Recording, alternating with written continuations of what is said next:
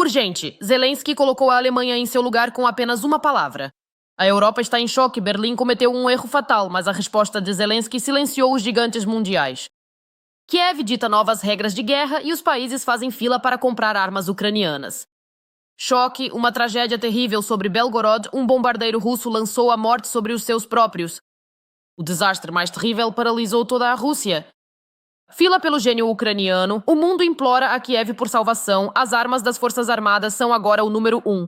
O triunfo da Ucrânia que ninguém esperava. O colapso de Trump, uma reviravolta nos Estados Unidos. Marco Rubio toma a Casa Branca, uma nova estrela da vingança em Washington. A era de Donald Trump desmorona sob o peso de tribunais e índices vergonhosos. Tudo isso a seguir em nossa edição. Ponto crítico. A Europa emudeceu. A Alemanha atacou os drones ucranianos, chamando-os de brinquedos, mas a resposta de Zelensky simplesmente explodiu o campo da informação. Os gigantes alemães lançaram um desafio ousado ao gênio ucraniano e erraram feio. O que aconteceu a seguir mudou o equilíbrio do poder na Europa. A Ucrânia avança e os nossos drones já estão destruindo o inimigo. Os fatos falam por si. Veja os detalhes. Drones que as donas de casa fazem na cozinha. Foi assim que o presidente do consórcio de defesa alemão Rheinmetall, Armin Paperger, descreveu as armas ucranianas em uma entrevista ao The Atlantic.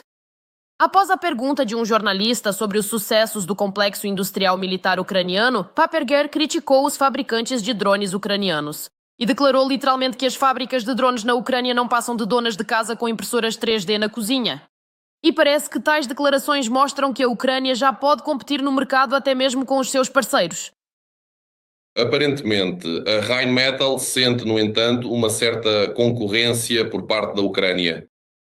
Embora, é claro, em 22, 23 e nos anos seguintes, o período da invasão em grande escala da Ucrânia. A Rheinmetall foi justamente uma daquelas empresas militares que mais ajudaram a Ucrânia na defesa da sua independência e soberania, fornecendo armas, equipamentos e munições.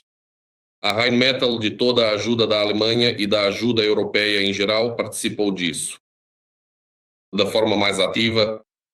Mas, no entanto, a Ucrânia, tendo todas as perspectivas de desenvolvimento futuro do seu complexo industrial militar, cria modelos de armas e, por vezes, soluções tecnológicas que, por mais estranho que pareça, não são fáceis de implementar rapidamente, mesmo para monopólios tão conceituados como a Rheinmetall.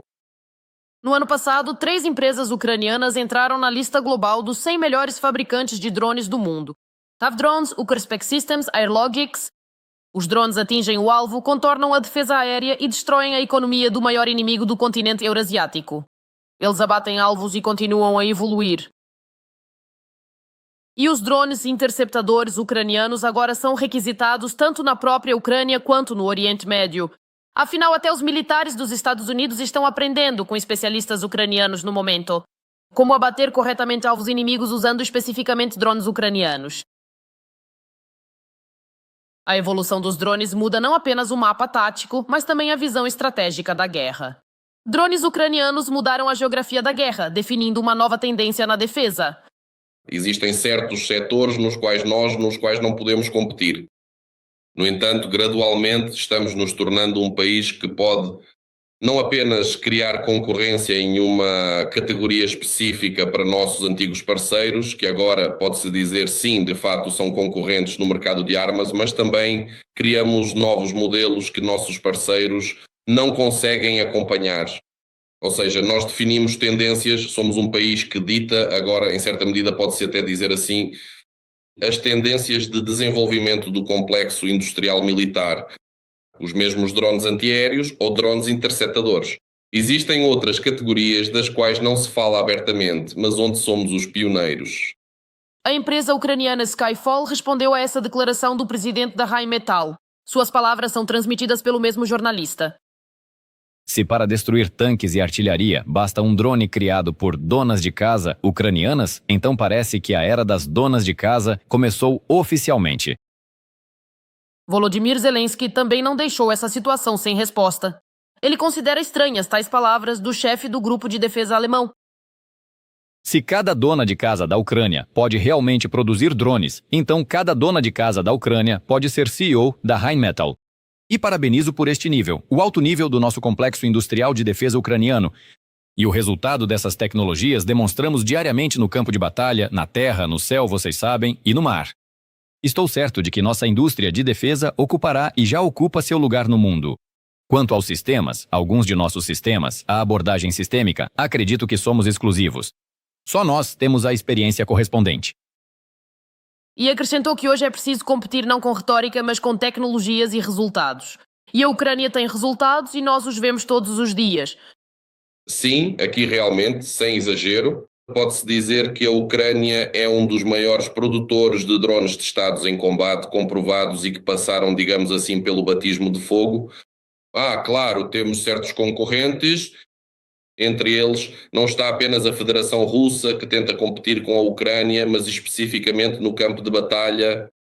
E há também, por exemplo, a China, com um complexo industrial militar e capacidades com as quais os ucranianos e até os russos simplesmente não podem se comparar. Mas a questão é que os produtos chineses, na maioria dos casos, são, por assim dizer, produtos que só existem no papel, não foram testados em combate real. Após a entrevista de Paperger, que causou repercussão diplomática e social, pois até alemães passaram a defender os fabricantes ucranianos, a Rheinmetall se desculpou pelas falas de seu diretor. Eles expressaram respeito aos ucranianos e afirmaram que respeitam os esforços da Ucrânia para se defender da invasão russa, especialmente com recursos limitados. Antigamente todos tinham certeza, até na Europa, que Kiev cairia em 3 dias. Agora, Kiev pode competir no mercado mundial até com as maiores empresas europeias. O plano de desmilitarização de Putin fracassou miseravelmente. Sensacional! O céu da Federação Russa virou um cemitério de quedas infernais de aviões russos. O que o Kremlin esconde cuidadosamente veio à tona. A aviação militar russa está em colapso total. Aviões caem um após o outro, levando centenas de vidas de pilotos e pessoal de elite. Bomba em Belgorod. Um bombardeiro russo atingiu o próprio lado. A Rússia está se destruindo do céu. Veja os detalhes. A Rússia perdeu um Antonov 26 militar na Crimeia. Ele teria colidido com um penhasco. Não foi uma brincadeira de 1º de abril. O que foi isso? Fogo amigo contra os seus? O contato com o Antonov 26 foi perdido em 31 de março, por volta das 18 horas. O avião fazia um voo planejado sobre a Crimeia. Mais tarde, seus destroços foram encontrados em uma área montanhosa. Nosso equipamento que os russos capturaram na época e a produção também, inclusive também os está matando e continuará matando. Bem, como poderia ser diferente? A justiça divina está agindo. Isso do ponto de vista espiritual, mas na realidade, claro, foi erro de pilotagem. Bater em um penhasco é puramente um erro na técnica de pilotagem. Segundo os propagandistas, o Antonov 26 bateu no penhasco. A única coisa que se pode supor é que a bordo não estavam recrutas, nem mercenários, nem soldados rasos. Eles não são transportados em voos assim geralmente. Havia aparentemente algum comando, provavelmente um grupo de oficiais voando para a Crimeia. No acidente morreram 6 tripulantes e 23 passageiros. Provavelmente os pilotos beberam pouco ou beberam demais. Acontece, essas coisas acontecem. E esse problema os russos ainda têm até hoje. Ou seja, em vez de usar o álcool para limpar os vidros, instrumentos e sensores, eles bebem primeiro, depois bafejam e limpam com o vapor que sai da boca. Só pode ser assim, pois na Rússia usam o álcool de limpeza de outro jeito. O Ministério da Defesa da Federação Russa afirmou que não houve ataque contra o avião e citou uma falha técnica como causa preliminar do desastre. Não houve impacto destrutivo na aeronave. A causa preliminar do desastre é falha técnica. O avião, que deveria ter sido preparado para o voo, passar por todos os procedimentos necessários de preparação e verificação. Antes da decolagem, eles foram feitos de qualquer jeito. Isso também é fator humano. Ou alguns erros dos pilotos, do piloto ou do navegador, que por algum motivo não conseguiram enxergar a montanha, bem à frente, na qual este mesmo avião se chocou. Blogueiros ucranianos observam que a manutenção de tais aviões na Rússia agora é quase impossível, por isso eles decolam com defeitos. Poderia muito bem ser uma falha técnica, porque, bem, os russos não são capazes. Este é o avião ucraniano An-26, veja, fabricado na Ucrânia. Como ele ficou com esses orangotangos desajeitados, eles não foram capazes de fazer a manutenção a tempo, nem de fabricar peças ucranianas normais. Eles usavam qualquer porcaria fabricada em algum lugar como Ulyanovsk e assim por diante. O An-26 de fabricação ucraniana pode transportar até 5,5 toneladas de carga e operar em pistas curtas e não preparadas. Graças a isso, ele é usado ativamente na linha de frente. Portanto, a perda de um An-26 operacional é um prejuízo para a logística do inimigo, pois agora eles têm menos capacidade de entregar munição, pessoal e equipamento rapidamente. Mas não foi só o An. O exército da Federação Russa perdeu outro Su-34. Canais pró-guerra confirmaram a perda do caça. Voo eterno, irmão. Que descanse em paz, irmão. Para os pilotos, uma guarnição à parte. Hoje a manhã começou muito difícil. E perdemos um herói que tinha acabado de superar uma fase ruim. Eu o conhecia, nos vimos algumas vezes no aeródromo. Já que a informação vazou na rede, agora o mais importante é desejarmos juntos saúde ao navegador. É preciso viver.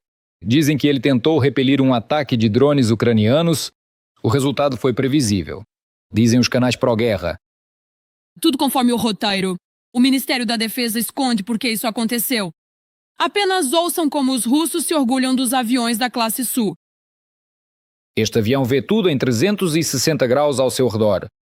Sua cabine suporta o impacto direto de projéteis antiaéreos. E após o primeiro voo de teste, o piloto disse: esta máquina não foi criada por humanos, mas pela própria aerodinâmica. A visão de 360 graus não funcionou e ele não resistiu ao impacto direto da defesa aérea russa. Na rede discutem que o avião inimigo pode ter sido atingido durante uma tentativa de repelir um ataque de drones ucranianos. Para os russos, não basta destruir cidades ucranianas com bombas FAB. Eles não poupam nem seus próprios territórios e pessoas. É a nossa defesa aérea. E o que fazemos agora, Olesh? Eles não vão mais conseguir pegar os mísseis. O exército russo começou a equipar as bombas soviéticas FAB com sistemas UMPK para lançar as bombas diretamente do território da Federação Russa. Mas devido a falhas no sistema, as bombas acabam caindo em território russo. Enfim, ali no carro as janelas foram quebradas. Aqui elas voaram longe. Tem um buraco lá de 1,5 metro ou 2, atingiu bem na base da casa. As autoridades da Federação Russa tentam esconder esses fatos. E quando há civis entre as vítimas das bombas russas, eles relatam que a culpa é dos ataques das Forças Armadas da Ucrânia. Eu autorizo, vá com Deus.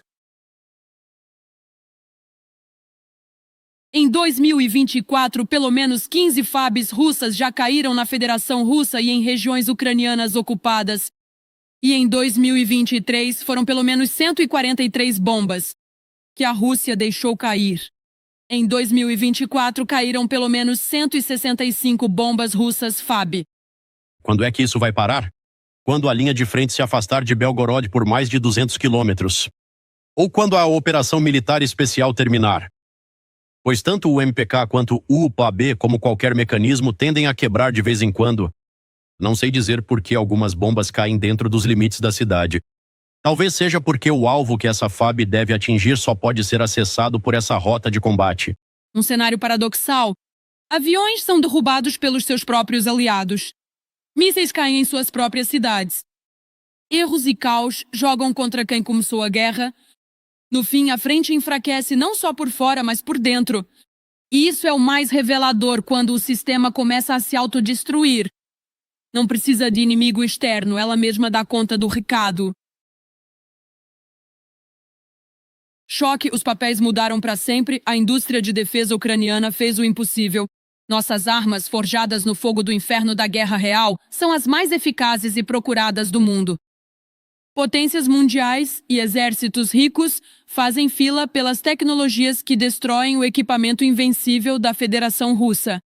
É o triunfo total do gênio ucraniano. Veja os detalhes. As tecnologias de defesa ucranianas estão conquistando o mundo. O presidente Zelensky afirmou que empresas de defesa ucranianas serão construídas na Europa e no Oriente Médio. Estamos falando de uma cooperação de 10 anos. Assinamos o acordo correspondente com a Arábia Saudita.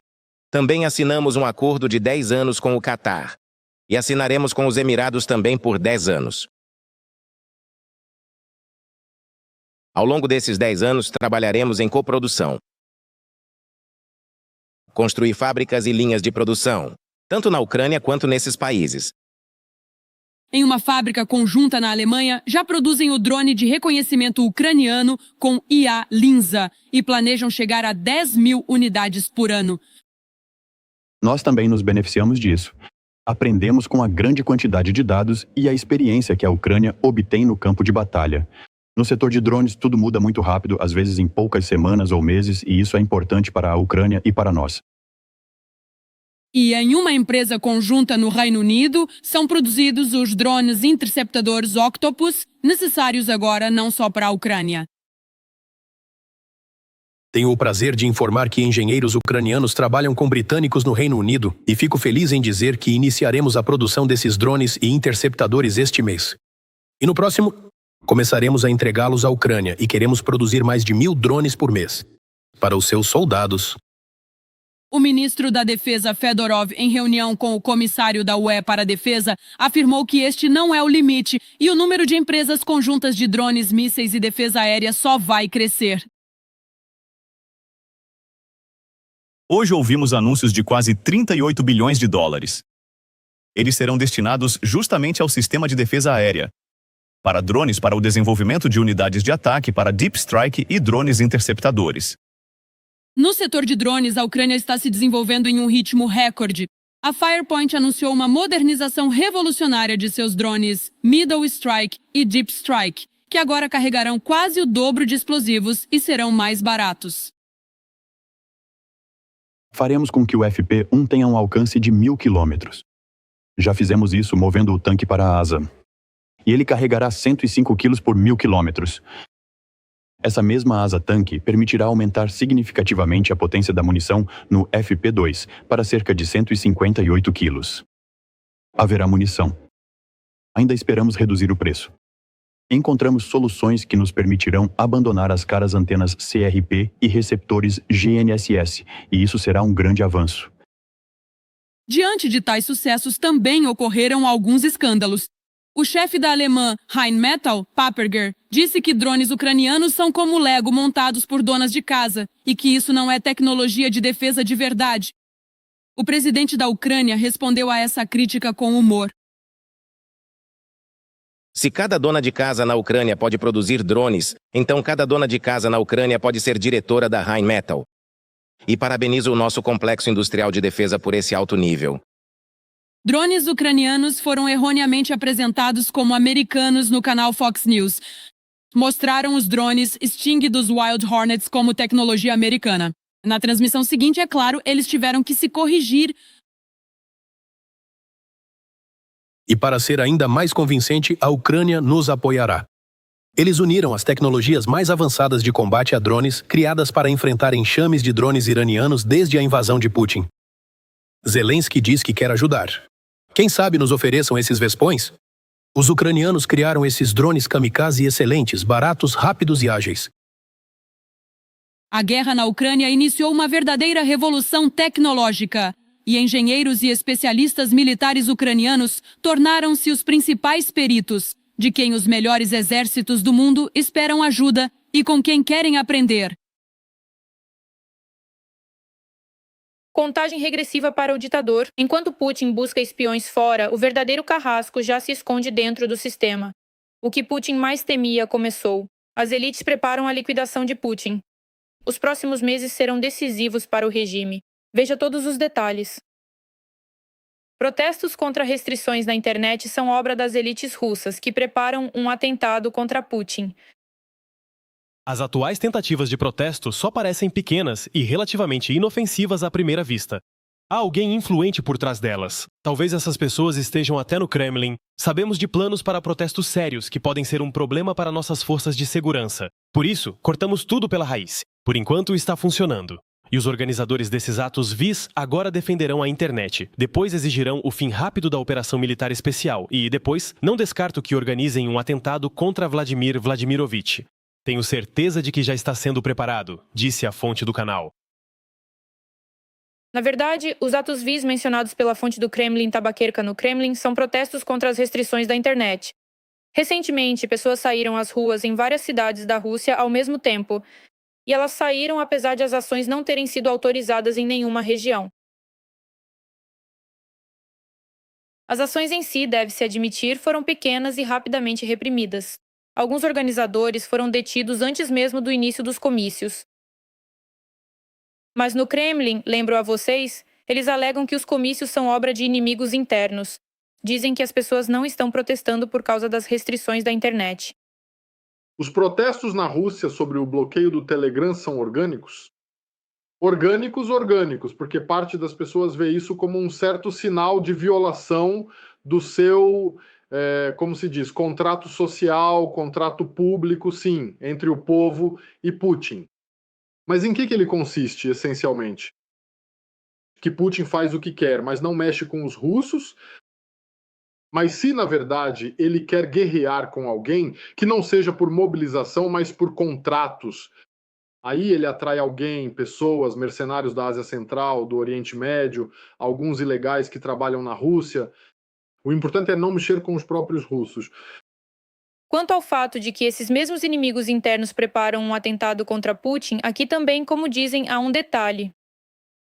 Os serviços secretos da Federação Russa, acredito que seus analistas já perceberam claramente que após o término do conflito no Oriente Médio, é bastante provável que Donald Trump também venha a realizar uma visita ao presidente Vladimir Putin em breve. Assim como os americanos foram até Maduro, como foram até o já falecido Khamenei no Irã e, bem, até o que aconteceu com Assad na Síria, isso começou a preocupar imensamente o presidente da Federação Russa. E mais uma vez ele começou a se esconder profundamente, ainda mais do que antes, em bunkers. Notem que, após o pronunciamento gravado de Putin em 8 de março, sim, quando ele fez aquele discurso estranho, ele não apareceu, não esteve nenhuma vez no espaço público.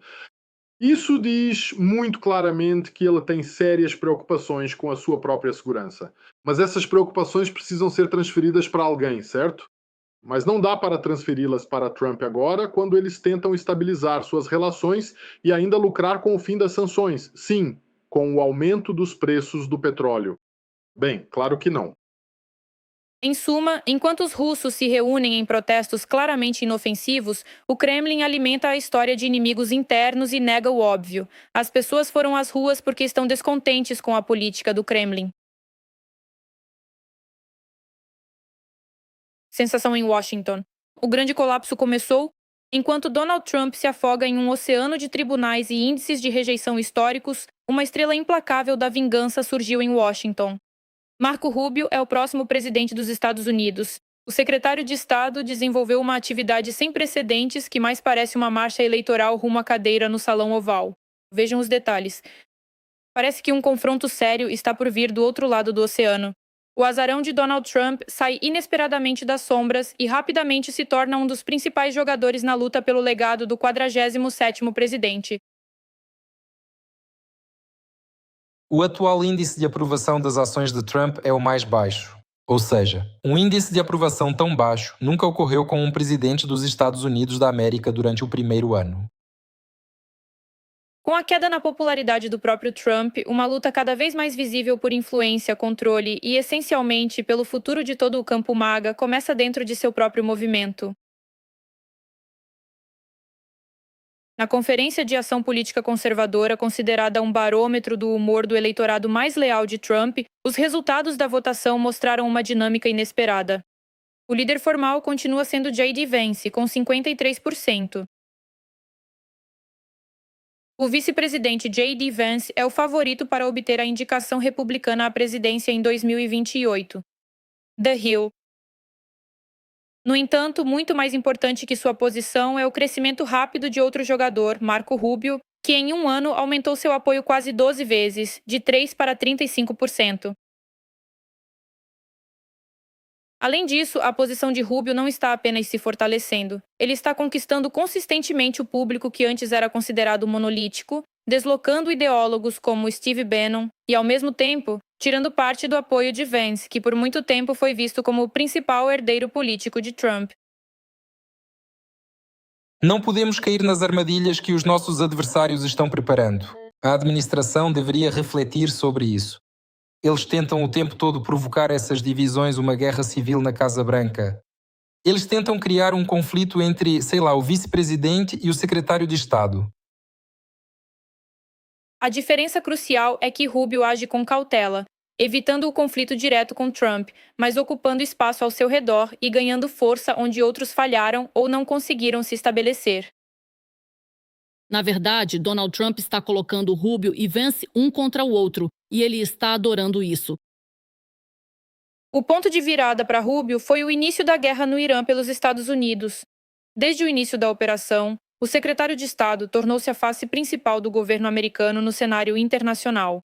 Ele faz reuniões com o Congresso, aparece em programas de domingo, forma coalizões diplomáticas e envia ultimatos a Teherã. Ouço muita gente dizendo que nós não temos objetivos claros. Aqui estão eles, podem anotar. Primeiro, a destruição das forças aéreas deles. Segundo, a destruição da frota deles.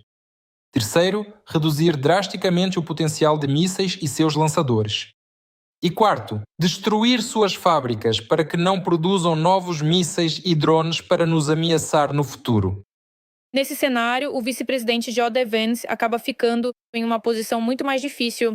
Ele mantém o status de favorito da base do partido, mas parece cada vez mais isolado dos principais processos políticos e de informação. Segundo o The Wall Street Journal, Trump tem discutido J.D. Vance e Marco Rubio em reuniões privadas, comparando o potencial político de ambos. Oficialmente, são apenas conversas informais, mas fontes dizem que é um teste de lealdade, influência e capacidade de mobilizar a base do movimento MAGA. Trump mantém a questão do sucessor aberta de propósito. Ele diz que ambos são fantásticos e sugere uma chapa conjunta para as próximas eleições. Vance para presidente e Rubio para vice como imbatíveis, mas evita oficializar qualquer um, dizem os analistas. Na prática, o MAGA está vendo pela primeira vez uma disputa interna pelo poder, onde se luta para definir o futuro do movimento após a era Trump. Se antes o sucessor parecia praticamente definido, hoje em dia a disputa está apenas começando, e o resultado dessa eleição pode mudar não só o Partido Republicano, mas também toda a dinâmica da política dos Estados Unidos. É um momento de grande incerteza e expectativa para o futuro do país. Urgente. O ultimato final de Moscou, Putin deu aos seus generais uma tarefa impossível: capturar toda a região de Donetsk a qualquer custo. Esta é a aposta final do ditador, que está disposto a queimar centenas de milhares de russos no moedor de carne por uma vitória ilusória. Mas os chefes militares estão horrorizados. Eles sabem o que Putin não vê. Porque esta ordem será o fim do exército da Federação Russa. Vejam. O Kremlin estabeleceu novos prazos para a captura do Donbas ucraniano. Kostiantynivka até 25 de abril. Toda a região de Donetsk até o fim do ano. Vemos que o inimigo não tem recursos estratégicos para operações ofensivas em, como observamos repetidamente, 8 direções operacionais. Mas uma coisa são os prazos e outra bem diferente é o resultado real. Segundo os militares ucranianos, unidades russas já tentam entrar na própria Kostiantynivka, o que leva os combates automaticamente para a fase urbana, a mais complexa e demorada. Os prazos que eles planejaram para si mesmos podem ser multiplicados por N meses. Se realizarem ações de assalto ativas e lançarem todos os meios para capturar Kostiantynivka, na minha opinião, podem conseguir algo, mas não antes de outubro. Pois quanto mais o exército da Federação Russa se envolve em combates urbanos, mais lento se torna o seu avanço e maior é o preço de cada metro. Ao mesmo tempo, a tática em si permanece a mesma, mas torna-se cada vez mais desesperada. Primeiro, entram em ação grupos móveis em motocicletas e buggies, depois a blindagem é acionada e, em seguida, as tentativas de se estabelecer nos arredores e gradualmente romper a defesa ucraniana. A guerra pode se arrastar por mais 1 ou 2 anos e as negociações para a assinatura de um acordo de paz chegaram a um impasse. A Ucrânia espera uma nova ofensiva em abril e maio, mas especialistas preveem que a incapacidade da Federação Russa de romper a defesa levará a uma mudança de foco para ataques à infraestrutura crítica. A estratégia de Kiev é infligir perdas que superem o ritmo de mobilização na Federação Russa, onde cerca de 45 mil recrutas são alistados mensalmente. E enquanto milhares de soldados russos morrem diariamente além da linha, a máquina de guerra do Kremlin já busca novos recursos. Não há caminho de volta. É uma passagem só de ida. Mas na prática a situação na Rússia é bem diferente. Eles pretendem sacrificar aqueles que até ontem estavam nas salas de aula e faziam planos para o futuro, os estudantes. No início de 2024, o ministro da Ciência e Ensino Superior, Valery Falkov, em uma reunião fechada com reitores das maiores universidades, praticamente lhes impôs um plano. Pelo menos 2% dos estudantes devem assinar contratos com o Ministério da Defesa.